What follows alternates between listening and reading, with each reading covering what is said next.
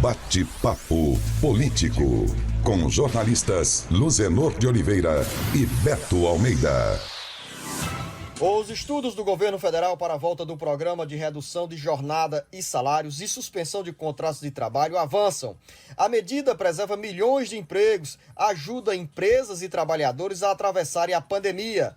Não há definição ainda sobre o número de empresas e trabalhadores a serem contemplados nessa nova fase do programa, mas o benefício chegará também para dezenas de empresas e para milhares de trabalhadores cearenses. As informações com Sátiro Salles. Após a consolidação da nova fase do auxílio emergencial, com benefício para 42 milhões de brasileiros, o governo federal intensifica ações para definir nos próximos dias as regras de funcionamento da volta do programa de redução de jornada e de salários e suspensão de contrato de trabalho. Os estudos da equipe do ministro da Economia, Paulo Guedes, apontam que, diferente das projeções iniciais, o programa poderá ser adotado sem mexer nos direitos dos trabalhadores ao seguro-desemprego. Pelas normas em estudo, o governo manterá a proteção de forma integral caso o trabalhador seja demitido após o fim do acordo. O Programa de Redução de Jornada e de Salários garantiu em 2020 a manutenção de mais de 11 milhões de empregos em meio ao cenário da pandemia que derrubou a receita das empresas e as levaram, em muitos casos, a reduzir o quadro de funcionários e também a suspender o recolhimento de tributos. A previsão do governo federal é que nesta fase o programa envolva pelo menos 3 milhões de trabalhadores com redução de jornada e salários, além da suspensão do contrato, o que pode gerar um custo entre 5,8 e 6,5 bilhões de reais. O programa é aguardado por dezenas de empresas com sede na Grande Fortaleza e no interior do estado. Com redação do site Ceará Agora para o Jornal Alerta Geral, Sátiro Salles. Com a crise no caixa de empresas de diversos setores da economia, o governo federal sabe que precisa socorrer com urgência milhões de trabalhadores que ficam ameaçados de demissão nessa fase ainda mais crítica da pandemia da Covid-19. Em 2020, pelo menos 11 milhões de empregos foram preservados, mas neste primeiro semestre de 2021, com a retomada do funcionamento de vários setores da economia, a expectativa é que 3 milhões de trabalhadores formais, aqueles que têm a carteira assinada, entrem no programa de redução da jornada de trabalho e de salários ou mesmo a suspensão de contratos de trabalho. Falta pouco, jornalista Beto Almeida, para o governo federal encaminhar o texto da medida provisória ao Congresso Nacional com as regras para uma nova etapa desse programa, que é essencial diante da crise na economia para salvar empresas e empregos. Jornalista Beto Almeida, bom dia. Beto Almeida, análise política com credibilidade e isenção. Bom dia, Luzenor. Bom dia novamente aos nossos ouvintes. Sim, Luzenor, falta muito pouco. Na realidade, a equipe econômica já adiantou para os empresários que essa renovação do benefício do programa de redução de jornada e salário deve sair até o final desta semana. Ou seja, no máximo aí até sexta-feira, o presidente Jair Bolsonaro deverá estar assinando essa medida provisória. E o programa deverá ter a duração de 4 meses. E isso, lógico, diante do agravamento da pandemia e dos apelos que os empresários estão fazendo por medidas de socorro financeiro neste momento. É por isso que o governo resolveu reeditar e por isso que tem também a cobrança pela agilidade do presidente Jair Bolsonaro em permitir a prorrogação desse benefício. A gente tem que dizer o seguinte, que o programa que reduz jornadas e salário de trabalho vai ser reedição do mesmo molde do ano passado. Ou seja, os donos das empresas eles poderão realizar cortes, nos salários dos seus funcionários, que varia de 25%, 50% ou até 70% do salário. E como também uma redução nas horas trabalhadas, claro, reduz o salário e reduz a jornada de trabalho. Agora, quem é que vai pagar por isso, Luzinor? O governo está dizendo que vão ser utilizados os recursos do Fundo de Amparo ao Trabalhador, o FAT, que é exatamente para bancar o benefício durante todos esses 4 meses que está previsto para esse ano. E é lógico que compensar, né, a perda salarial do trabalhador do mesmo jeito que aconteceu no ano de 2020. Lembrando que em 2020 o programa atendeu 1,5 milhão de empresas, tá? E ajudou aí a preservar, segundo o governo, 10 milhões de empregos. E as empresas que entram no programa, que aceitam, que participam, elas não poderão fazer demissões nem enquanto estiver durando e por um período de 1 ano, Luzenor. Então, todo mundo aguardando, é bom para o funcionário, que preserva o emprego numa crise dessa, é bom para as empresas porque também tem essa contrapartida do governo federal. Mais 2 frentes nas ações para o combate à pandemia da Covid-19 no Ceará. Os deputados estaduais deram aval para o governo do estado comprar quase 5.870.000 doses da vacina Sputnik, enquanto em outra frente, o governador Camilo Santana visitou nesta terça-feira as instalações do Hospital Geral de Fortaleza para anunciar a ampliação de leitos para pacientes da Covid-19. A vacina é mais demorada, jornalista Beto Almeida. A preocupação é que, nesse momento, mesmo com a abertura de mais leitos para receber pessoas infectadas pelo coronavírus, a rede hospitalar pública e privada logo fica lotado, num retrato que mostra a gravidade do quadro na saúde e desespero para quem precisa do atendimento de urgência na rede hospitalar. Jornalista Beto Almeida, os números oficiais e as imagens que chegam sobre o vai e vem de ambulâncias e carros particulares nas proximidades de unidades de saúde geram ainda mais preocupação e mostram que a cada dia ainda ficamos mais longe de chegar ao fim dessa travessia tão dolorosa. É uma travessia dolorosa mesmo, Zenor. Você tem toda a razão, todos os cearenses estão acompanhando isso, mas é aquela história, é uma travessia que tem que ir sendo comemorada a cada avanço. E um desses avanços é exatamente esta lei que foi, aliás, o projeto que foi aprovado ontem de manhã na Assembleia Legislativa, em Assembleia Extraordinária, e à tarde o governador já sancionou, né, essa lei que autoriza o governo a celebrar essa operação para o fornecimento da vacina russa Sputnik V. É lógico que ainda não tem data, né? Não há um prazo para que essas vacinas russas cheguem aqui ao estado do Ceará. Mas é necessário essa formalidade da aprovação, porque cada estado, e eu estou falando dos estados da região Nordeste, os 9 estados, eles compraram em conjunto 37 milhões de doses da Sputnik V, que é a vacina russa. No entanto, cada estado tem que acelerar e aprovar individualmente, assinar esse contrato individualmente. Daí a importância desse passo adiante que o governo deu na aprovação dessa matéria e a consequente sanção ontem mesmo à tarde. O passo seguinte, Luzenor, é a questão, como você falou ainda, né, com a falta da vacina, de como o sistema hospitalar está em colapso. E quem falou isso ontem, inclusive, foi o próprio secretário da Saúde, se referindo à rede privada. 100% praticamente da rede privada aqui na capital e todo o estado, ela está colapsada, ou seja, nós não temos leitos de UTI. O governador Camilo Santana foi ontem numa visita ao HGF, Luzenor, para ver exatamente o serviço de tendas que estão sendo montadas lá fora. Essas tendas não são para os doentes de Covid, é para os outros pacientes de outras doenças, para exatamente abrir espaço dentro do hospital, para que aí sim sobrem, que sejam criados leitos de Covid por pacientes lá dentro. E foi aí que o governador, inclusive depois, foi às redes sociais se manifestar, Luzenor, porque lá ele acabou dando uma declaração, porque a gente sabe que no final da semana, até sexta-feira no máximo, o governador vai estar aí anunciando outras medidas, se vai estender realmente o estado de lockdown aqui no Ceará. E isso, a forma como o governador se pronunciou, dizendo que iriam ser anunciadas medidas duras ainda e tal, levou a uma onda de fake news, de notícias falsas, de temor de que o governador pudesse adotar medidas ainda mais duras, como, por exemplo, o fechamento de supermercados, a proibição dos serviços de delivery, de entrega de comida e até a proibição da circulação de ônibus, Luzenor. E o governador classificou isso como um sentimento de pessoas que não gostam do Ceará e do cearense. Tá certo, o governador Camilo Santana, mesmo que a fala dele tenha deixado margem para algum tipo de interpretação,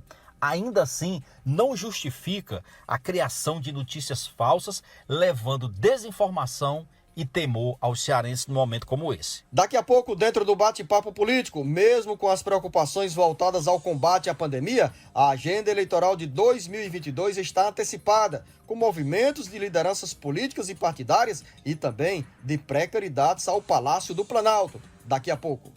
O Ceará inteiro ligado através da informação. Alerta Geral. Estamos de volta no bate-papo político e o assunto continua nesta pauta, sendo a pandemia da Covid-19. A Confederação Nacional dos Municípios, CNM, endossou nesta terça-feira, por meio de uma nota, apoio ao Pacto Nacional em Defesa da Vida e da Saúde. O pacto, lançado pelo Fórum Nacional de Governadores, tem 3 pontos primordiais: a vacinação em massa da população, o apoio a medidas preventivas para a contenção do vírus, como o distanciamento social e o uso de máscara, e o auxílio da União para a manutenção e a abertura de novos leitos voltados ao tratamento de pacientes com coronavírus. A troca de comando no Ministério da Saúde, jornalista Beto Almeida, é um despertar de esperança para o governo federal consertar os rumos das ações de combate à pandemia, daí a importância dessa manifestação do movimento municipalista para a busca de melhores resultados da administração da crise sanitária que o país enfrenta. Beto Almeida, acrescento outra informação para o seu comentário. A defesa da imunização em massa vai ao encontro dos brasileiros. Ao responderem a uma pesquisa para o Fórum Mundial Econômico, 89% dos entrevistados no Brasil responderam que tomariam sim a vacina contra a Covid-19. O que a CNM fez, Luzenor, é apostar na união das instituições públicas e também nas 3 esferas da federação: a própria União, os estados e os municípios. Cada um tentando ou procurando assumir suas responsabilidades, principalmente despolitizando a pandemia e procurando colocar em primeiro lugar a vida e a saúde de cada brasileiro. É o que está dizendo lá a carta. E isso não me causa surpresa, essa pesquisa, onde 89% dos brasileiros querem a imunização, quer se imunizar contra a Covid-19. Isso, Luciano, já vem sendo demonstrado em pesquisas, inclusive, anteriores a essa. Engloba, naturalmente, o interesse dos brasileiros em se proteger, em dar um voto de confiança, principalmente em relação às vacinas que já existem aqui para os brasileiros e que já estão sendo aplicadas, porque as pessoas estão cansadas, querem retomar as suas atividades 100% e querem ver o que é esse novo normal, que todo mundo falou, já esqueceu desse termo, porque achava-se que em 2021 nós iríamos ter um novo normal. Ele não veio. Pelo contrário, ele piorou ainda mais. Nós não temos ainda uma expectativa desse novo normal, mas essa expectativa da população de 89% está disponível para tomar a vacina, inclusive contraria os argumentos utilizados pelo próprio Bolsonaro, que tenta colocar como se essas vacinas não fossem em si uma solução para esse drama sanitário que todos nós estamos vivendo. Então, para mim é muito claro, Luciano, a carta da CNM, ela reforça o trabalho que vem sendo feito pelos governadores, ela impacta pela necessidade de união das 3 esferas de poder e principalmente casa com o sentimento do brasileiro, que quer sim se vacinar, contanto que existam vacinas suficientes e que essas vacinas sejam seguras e confiáveis. Tem muito assunto na área da saúde, jornalista Beto Almeida, mas no cenário da pandemia, a corrida pela presidência da República em 2022 está na agenda de lideranças políticas e dirigentes de partidos. O cenário foi ainda mais antecipado com a entrada do ex-presidente Luiz Inácio Lula da Silva na caminhada ao Palácio do Planalto em 2022. E as articulações para as eleições presidenciais de 2022 ganham um corpo em meio à maior crise sanitária da história do Brasil. Neste momento, é marcada por mais de 280 mil óbitos provocadas pela pandemia da Covid-19. O processo pré-eleitoral se acelerou com a vitória do ex-presidente Lula, que, com a decisão do ministro Edson Fachin, que anulou todos os processos que envolvia na Lava Jato, deixou o líder petista elegível. Sem as amarras de condenações, o ex-presidente Lula entrou em campo, fez articulações com lideranças políticas nacionais e internacionais e escalou o governador do Piauí, Wellington Dias, para conversas com lideranças partidárias. Uma das missões de Wellington Dias é abrir o diálogo com as lideranças nacionais do PSDB e com 2 tucanos que administram estados estrategicamente importantes na geopolítica brasileira. A agenda do petista tem anotados os nomes dos governadores de São Paulo, João Dória, e do Rio Grande do Sul, Eduardo Leite. As conversas também envolverão o ex-presidente Fernando Henrique Cardoso e o senador cearense Tasso Gereissati. Com redação do site Ceará Agora, para o Jornal Alerta Geral, Sátiro Salles. A escolha do novo presidente da República, dos novos governadores, senadores, deputados federais e estaduais será em outubro de 2022. Mas, com 1 ano e meio de antecedência das eleições, as conversas e as articulações já envolvem pré-candidatos e dirigentes de partidos. O quadro ganhou agitação, mesmo que o assunto seja pandemia da Covid-19, com a entrada do ex-presidente Lula na sucessão do presidente Jair Bolsonaro. O petista tem pressa e nomeou interlocutores dentro do PT para conversar com representantes de diferentes correntes partidárias. Na agenda, jornalista Beto Almeida, aproximação entre lideranças nacionais do PT e do PSDB. Registre-se também que, sem perder de vista a disputa de 2022, o presidente Bolsonaro faz costuras, enquanto pelo PDT, o ex-ministro Ciro Gomes ocupa espaços e tenta entrar nesse funil que tende a ser a polarização entre o atual presidente Jair Bolsonaro e o ex-presidente Luiz Inácio Lula da Silva. Desde a reaparição de Lula, Luzenor, o cenário, eleitoral de 2022 aprofundou ainda mais essa polarização que já vem desde 2018. E isso, lógico, causa um impacto muito grande sobre os candidatos que nós temos até agora colocados aí de esquerda ou mesmo as opções de centro.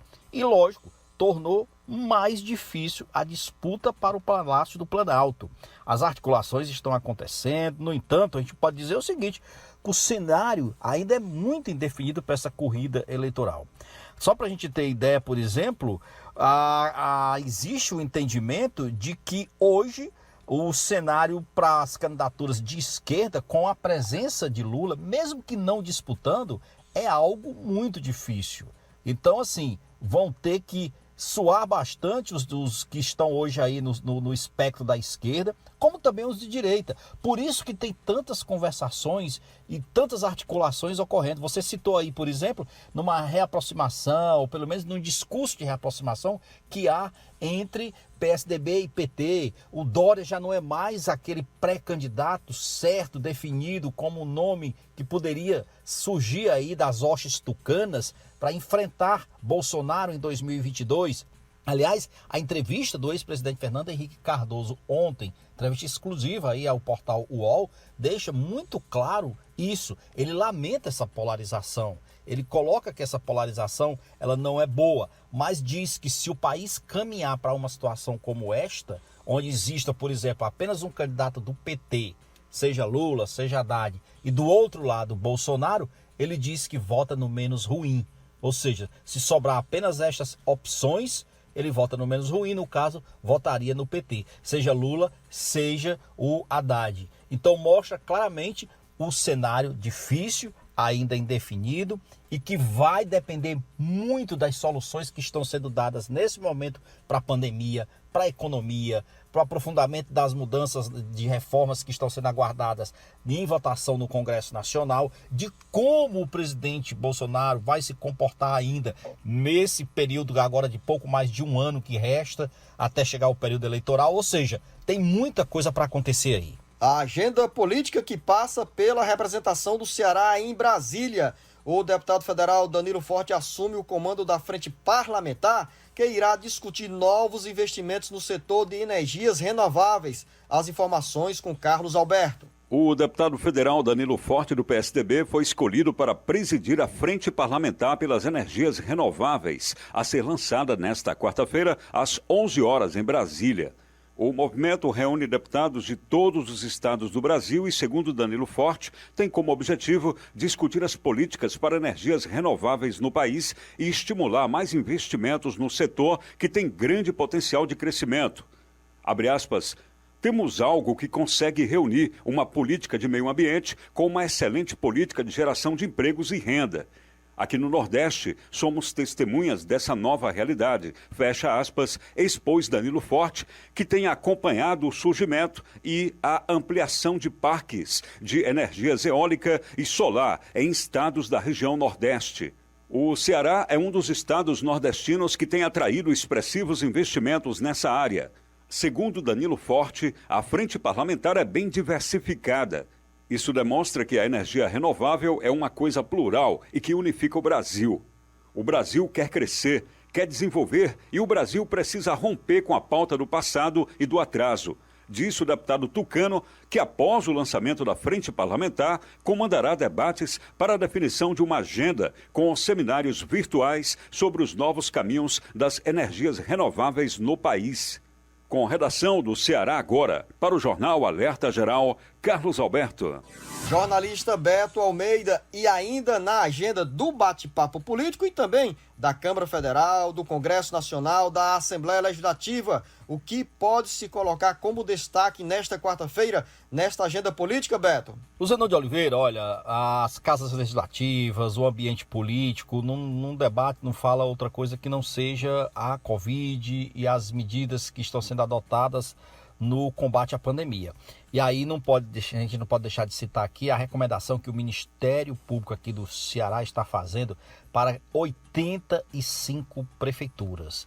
O Ministério Público está pedindo que essas prefeituras mandem informações com dados para que garantam o abastecimento do oxigênio medicinal em seus hospitais. Então, o que está sendo solicitado? Que esses gestores tem um prazo aí para comunicar as respectivas promotorias públicas que existem nos municípios, quais são as providências que estão sendo adotadas para cumprir, por exemplo, recomendações básicas, como informar o atual estoque de oxigênio, os procedimentos que são adotados nas compras, se essas compras já foram iniciadas, se estão em trâmite, qual é, por exemplo, cópias, tá, de todos os contratos vigentes na compra do oxigênio. É preciso ainda também, segundo o Ministério Público, que os prefeitos esclareçam como é que está sendo feito o controle do estoque de oxigênio, observando, por exemplo, qual é o órgão da Secretaria de Saúde que é responsável pela gerência do estoque,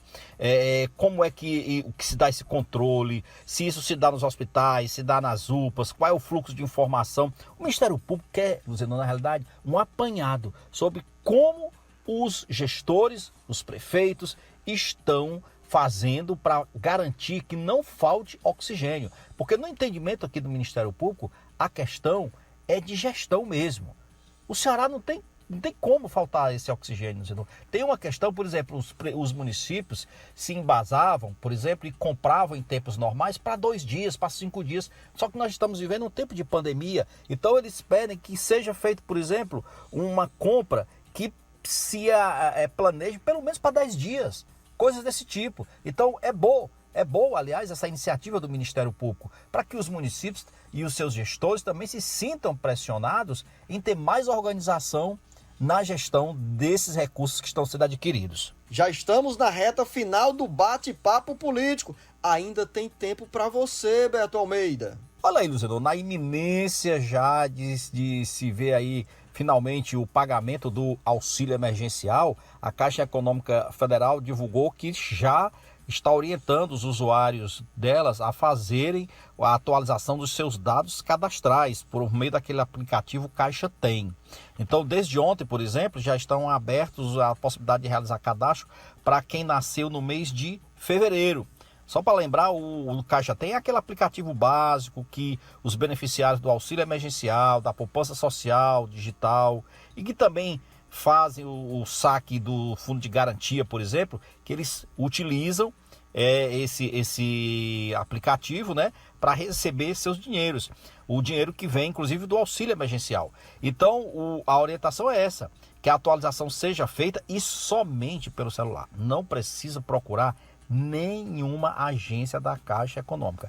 Basta acessar o aplicativo, baixa para quem não tem, segue as orientações e faz a atualização cadastral. Porque o auxílio emergencial, previsão é que ele já comece a ser pago agora em abril. Seria março, mas não deu mais tempo, porque ainda falta o presidente, né, tornar pública essa medida provisória, de como é que vai ser o pagamento e tudo mais. Fica para abril. Mas, até lá, todo mundo já tem que estar bem organizado, com os seus cadastros renovados no aplicativo e fazer isso. O cronograma, por exemplo, Zenô, vai seguir aí. Hoje ainda é para o pessoal nascido em fevereiro, depois entra para o pessoal nascido em março e assim segue. Mas basta dar uma entrada lá, fazer a atualização no Caixa Tem e com tudo isso pronto, enviar a documentação necessária lá que eles pedem e pronto, está cadastrado e garantido para receber o auxílio emergencial e outros benefícios. Agora sim, final da nossa conversa. A você, jornalista Beto Almeida, a você, ouvinte internauta, uma boa quarta-feira. Bom dia para você, Luzenor, bom dia novamente para os nossos internautas,